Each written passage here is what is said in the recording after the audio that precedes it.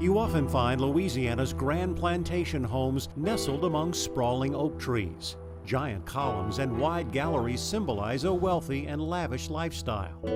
But what's hidden from view, if it still exists at all, are the remains of another way of life for those who toiled in the fields and lived in slavery. That story is best told at Evergreen Plantation on the west bank of St. John Parish. Behind the main home, built in 1790, is an alley of oak trees. You walk some distance before you begin to see the quarters, 22 small cypress cabins that at one time were home to 100 slaves. If you lived back here, you were a working slave. They picked you up on a wagon at daybreak and you went to the fields, and you stayed there all day. Jane Boddy manages this National Historic Landmark, which has been a working sugarcane farm for 200 years. She sees the story of Evergreen and its slaves come to life in an 1835 bankruptcy document that's written in French.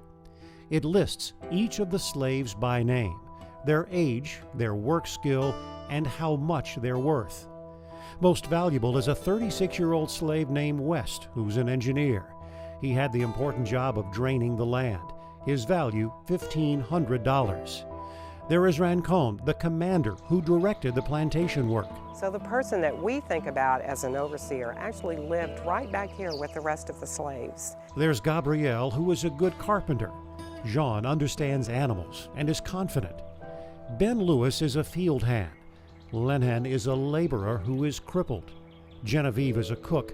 El Blanet is the mother of 2 children who works the fields. The person who lived in this house and painted those walls white and painted that door red was a person just like me.